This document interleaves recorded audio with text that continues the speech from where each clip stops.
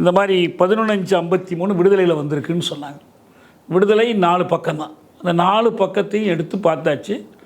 எல்லோரும் எடுத்து வெளியிட்டுட்டாங்க. அதனுடைய படநகல் வெளியிடுச்சு. 4 பக்கத்துலேயும் இது போன்ற எந்த செய்தியும் இல்லை.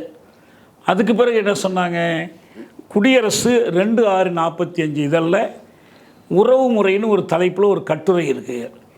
அந்த கட்டுரையினுடைய இறுதியில் வந்து சமயோஜிதம்ங்கிற சொல்லை பெரியார் பயன்படுத்துகிறாரு, அதுக்கு இதுதான் பொருள்னு சொன்னாங்க. இப்போ அதுவும் இல்லைன்னு மெய்ப்பிச்சாச்சு.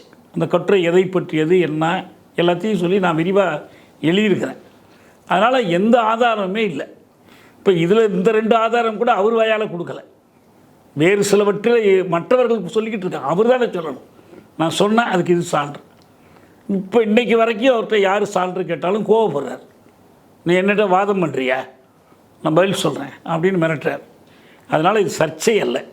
சர்ச்சைங்கிறது மற்ற விஷயங்கள் எடுத்துக்கலாம். இதை பொறுத்த வரைக்கும் இது அவதூறு, சான்றில்லாத பொய்.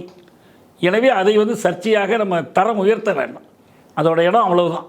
பொய் சொல்கிறாரு, பொய்யை நிரூபிக்க முடியாதவராக இருக்கிறார்.